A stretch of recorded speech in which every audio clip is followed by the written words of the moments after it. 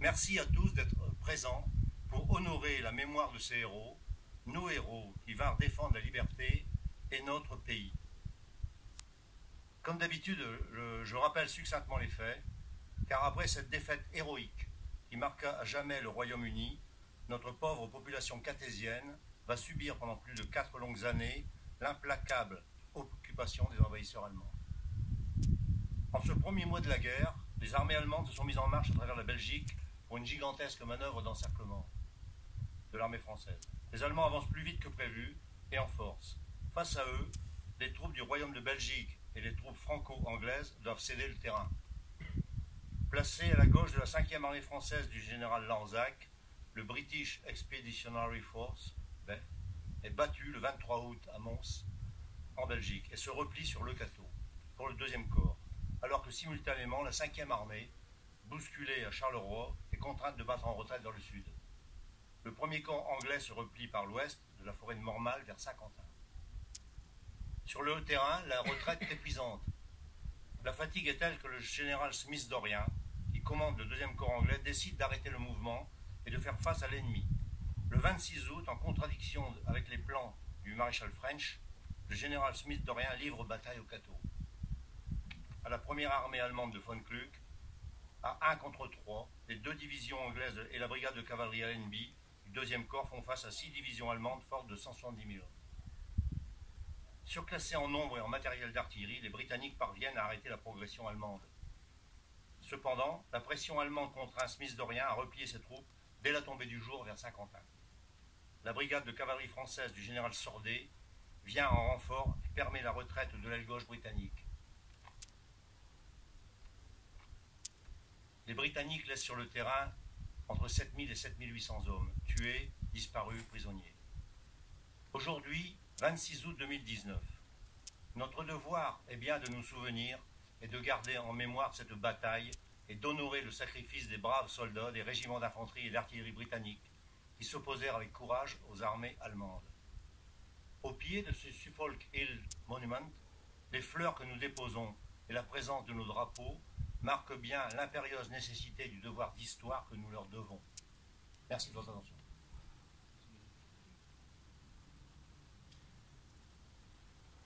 Monsieur Langrand, s'il vous plaît.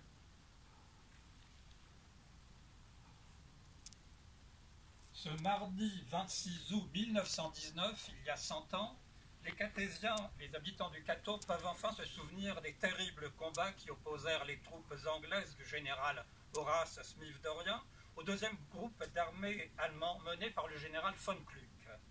C'était donc il y a 5 ans, le 26 août 1914. À compter de ce jour, 4 longues années d'une cruelle occupation ennemie amenèrent de terribles souffrances pour la population civile. En octobre 1918, 10 mois auparavant, la 66e division de l'infanterie britannique avait libéré la ville avec à sa tête le général Thomas Morland. La ville était alors en ruine. L'heure était donc à la reconstruction, car toutes ces ruines étaient la conséquence de 10 jours de bombardements intenses. Les Cartésiens pouvaient pleurer leurs 265 soldats et leurs 167 civils tués au cours de ce premier conflit mondial. L'état lamentable de la vie urbaine désole le maire de l'époque, Albert Boulogne. En décembre 1919, il cédera sa place à Augustin Poirier. L'année suivante, en 1920, la ville recevra la Croix de guerre. Sa vaillance et son énergie lui ont permis de maintenir intacte sa foi en la victoire. La ville se reconstruira ensuite lentement et de façon parfois anarchique.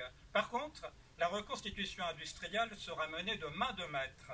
Dès 1921, les ateliers et les usines qui ont fait la fierté de notre cité sont à nouveau visibles dans le paysage. Mais en attendant, des centaines de familles s'abritent dans des baraquements au confort spartiate. Plus tard, en 1923, on songera à édifier le monument aux morts à l'entrée du jardin public. En ce mois d'août 1919, le général Smith Dorrien est administrateur à Gibraltar, au sud de l'Espagne. Le lieutenant-général Thomas Morland dirige le corps d'armée canadien qui occupe l'Allemagne. Il est alors âgé de 54 ans. Ce mardi 26 août 1919, en cette fin d'été comme aujourd'hui, on a peut-être oublié la terrible grippe espagnole de l'hiver 1918-1919. Mais on sait qu'ici même, la journée du 26 août 1914 a vu le sacrifice de 7000 soldats anglais tués, blessés ou disparus. Par notre présence, nous ne les oublions pas.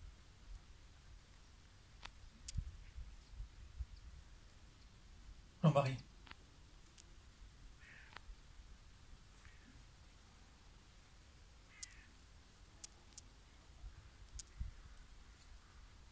Mes chers concitoyens, comme il est difficile à cette heure, devant un paysage aussi paisible, d'imaginer qu'il y a 105 ans, c'était la mitraille, la dernière bataille de style napoléonien de tous les temps, avec la charge de la cavalerie venant au secours des Britanniques qui voulaient sauver encore des canons, dont ils eurent bien besoin dans les jours qui suivirent. Le 26 août 14, la bataille des frontières était perdue. Le 22 août, du côté de Charleroi, 22 000 morts en une journée. Rossignol, la journée la plus sanglante de tous les temps en une journée de l'armée française. Tout semblait perdu. Et pourtant, Smith Dorrien, contrevenant aux ordres de French, qui avait quitté le palais Fénelon, on le sait depuis la Voie du Nord ce matin, qui avait quitté le palais Fénelon, l'état-major, le 25 août, pour aller au lycée Martin à Saint-Quentin, parce que les Allemands poussaient très fort. Ils avaient eu une moindre bataille à Mons, et ils arrivèrent ici sur ce plateau. On ne voit pas la ferme de Rambouillet où il y avait un état-major provisoire à cause des maïs qui sont trop hauts. Mais cette terre paisible que nous voyons aujourd'hui, il faisait très beau ce jour-là, le 26 août 1914. Donc ils ne pouvaient pas taper dans la terre pour se protéger, pour s'enterrer un petit peu. Il faisait un soleil magnifique. Et imaginons-nous simplement que ce paysage extraordinaire, très calme, je reprends mon mot, paisible, de toute beauté, c'est le dernier regard qu'ils ont pu avoir. Ils voyaient non pas l'hôtel de ville, parce que c'était trop petit, mais ils voyaient le clocher de l'église. C'est la dernière vision qu'ils ont eue.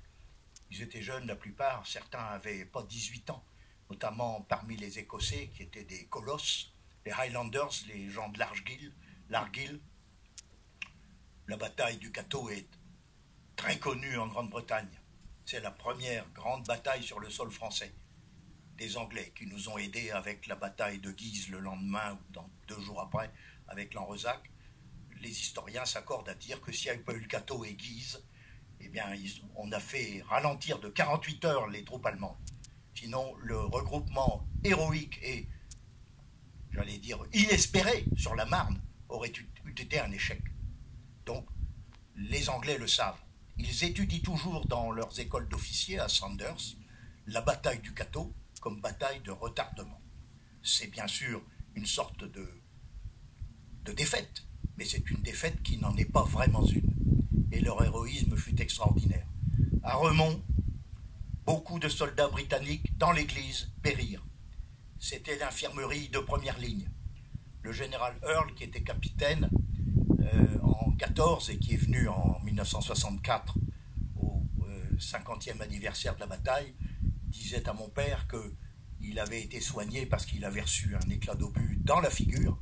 Eh bien, il en est sorti, il en a réchappé, et il avait été soigné dans l'église de Remont. Donc vous aviez ici, vous imaginez les canons, hein, à 2 contre 1 ou 1 contre 3, c'était des soldats d'une technicité extraordinaire. Beaucoup étaient, c'était tous, il n'y avait pas d'appelés, c'était des soldats professionnels qui avaient notamment fait la guerre d'Afrique du Sud. Donc c'était des gens extrêmement qualifiés qui ont pris des risques au péril de leur vie parce qu'ils savaient très bien, il y avait 60 000 hommes, il n'y en a plus que 7 000.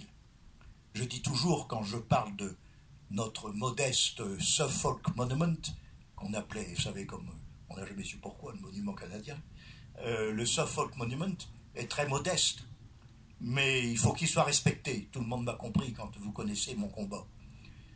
Il faut qu'il soit respecté parce que, par exemple, le monument commémoratif de la bataille de Vimy, personne ne voudrait le souiller et voudrait qu'il ait un aspect ridicule avec des aérogénérateurs tout autour.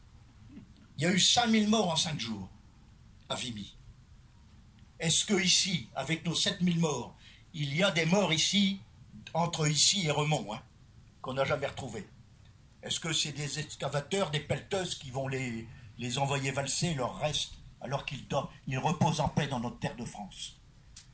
Vous savez, je termine en disant, n'oubliez pas, chers amis cartésiens, que le premier nom de ville française que connurent 7000 familles en Grande-Bretagne, quand ils ont vu, vous savez, c'est comme dans le film Faut sauver le soldat Ryan.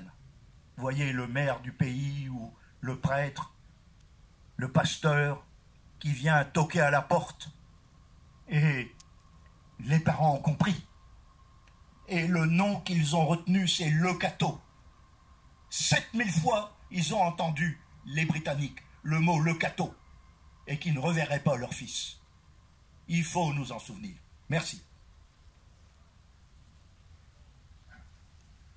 Monsieur Joseph Modarelli, maire adjoint, vice-président du comité d'agglomération Caudrésie-Catésie.